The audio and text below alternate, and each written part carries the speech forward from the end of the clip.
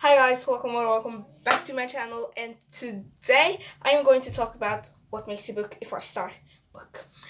I have a list here of things I am going to say, because yeah. And also, if you want shout out, all you need to do is to follow the shout out rules. It's going to pop up here. You need to subscribe, like, share this video with 2 friends, watch the full video, then comment done, and I will give you a shout out. But I'm not going to give shout out in this video because nobody has commented done on any of my videos, so that means that nobody wants shout outs for now. But if you want shout out, just follow the shout out rules. The shout out rules are is also going to be on the description if you want to see it there. Yeah, and it's just 5 things I'm going to say about what makes a book a 5-star book. But if I could go on, it will actually be like 20 things. And if it is 20 things, the video is going to be 1 hour. So, and I don't think people are going to watch the whole video in 1 hour. So it's only 5 things. Five things I think is important for a 5-star book. It's my opinion, but maybe maybe you think this is not what makes a book a 5-star book. But I think it's my opinion. So please don't comment but you don't need that to make a book a 5-star book. Don't comment things like that, because this is my opinion. And yeah, let's just start the video.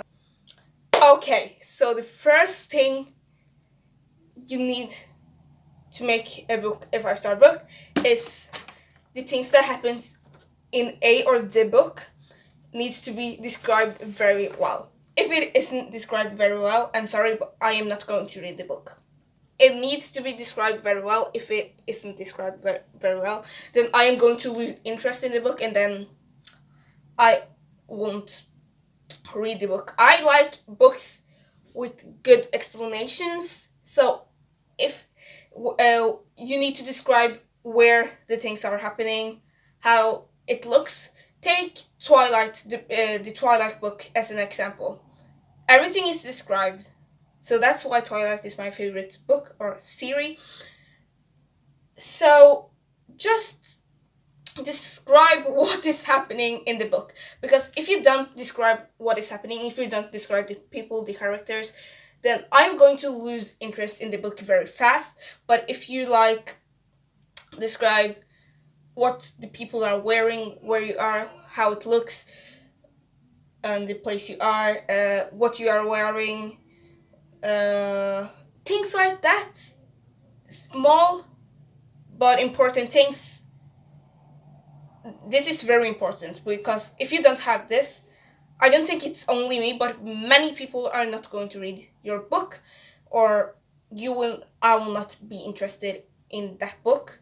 So just describe the places very well, because I don't read books where the places or the people characters aren't described very well, because it's like, if they aren't described, what is the meaning of the book? If the people aren't described, why should I read the book? If the places aren't described, why should I read the book? So it always needs to be described very well. If it isn't described very well, then I'm sorry, but I won't read that book. It will automatically not be my type of book. Even if it has fantasy in it, I won't like the book if the things aren't described very well. But if it is described very well, then then count me in. Then I am going to read the book. If it is a series, I am going to read it. But with no if the people or the places aren't described, then I'm sorry, but I'm not going to read the book, because I'm the type of girl that likes people describing things, okay? So I am that type. So let's go over to tip two, or the second thing that makes a book good. Okay, so the second thing that needs to be in a five-star book, it must be fantasy.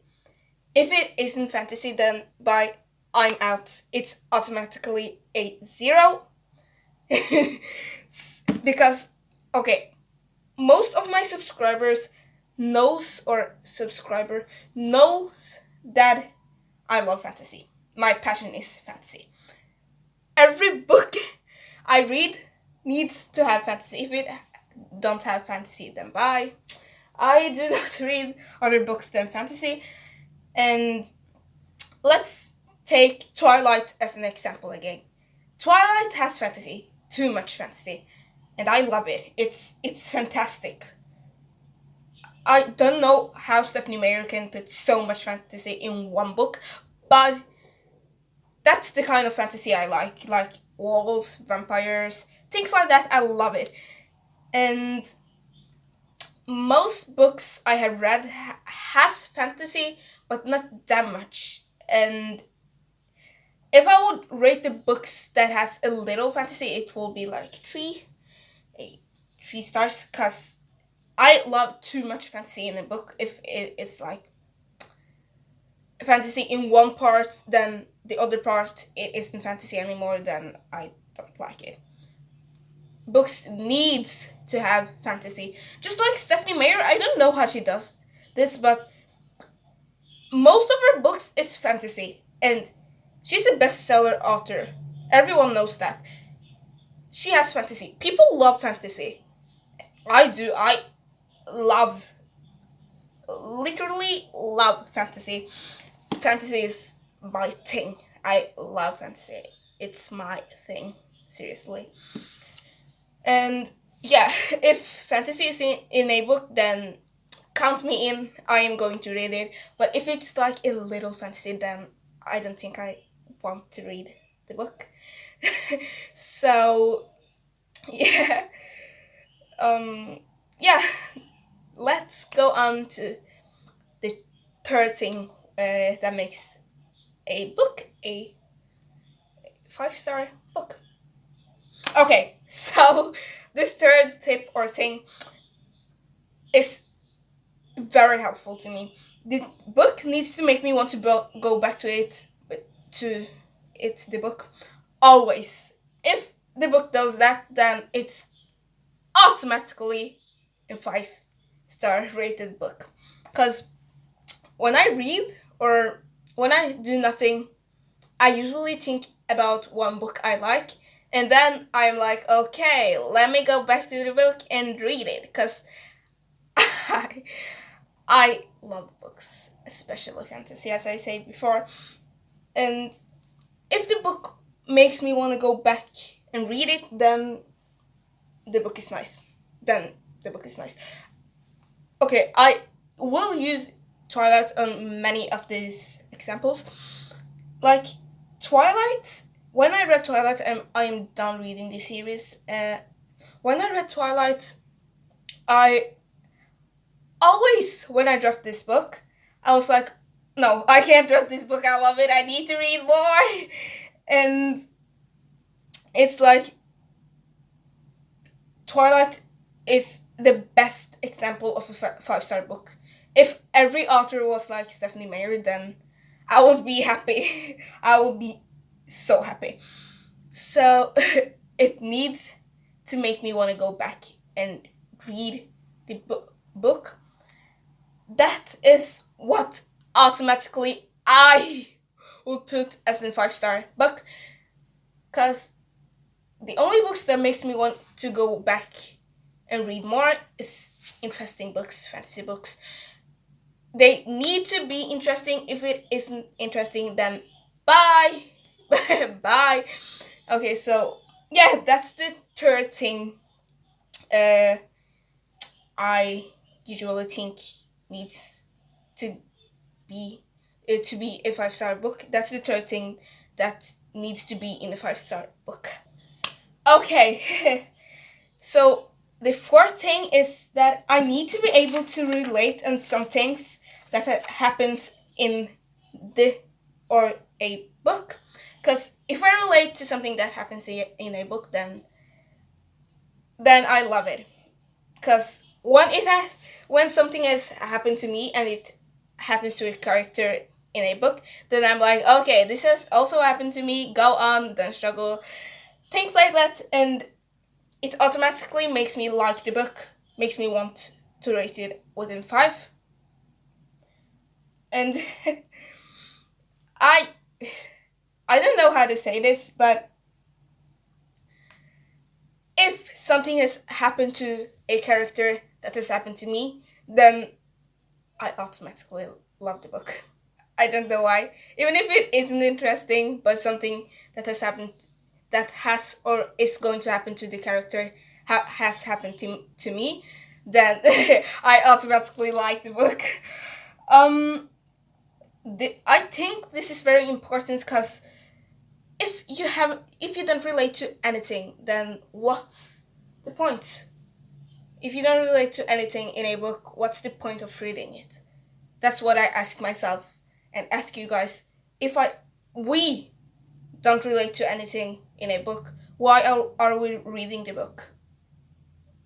It's like, I just think it doesn't make sense if I don't relate to something in a book and I still read it. So I always choose books I know I would relate or so that has happened to me. I always choose books I know that things in the book has happened to me in real life, and that is automatically what I like in a 5-star book. What needs to be in a 5-star book is exactly this. Okay, so let's go on with the fifth and last tip for today. Yeah. Okay, so this is so important. The fifth thing that needs to be in a 5-star book is, the author needs to make me love the character in the book. Because if I love the character and the character dies, then I am going to hate the author for that. So if it is like, okay, love this character, make a person that is reading this book love this character, and then later make it die so that the character or so that the person that is reading the book would be sad. If that is it, then oh my god, I love that kind of books, but I want to cry when someone I love in a book dies. It's like it's it's sad. I don't want my favorite characters to die in a book. And it happened to one of the book I read. Oh my god, some girl died. And I started to love the character, that girl, in the book. So it was sad when she died. And yeah, this is the things, or this is the things I personally mean needs to be in a 5-star book. Maybe you mean something else, but I mean this. So, yeah. Okay, guys, so that was all for today. I hope you enjoyed this video. If you did, please subscribe, like, because it keeps me motivated.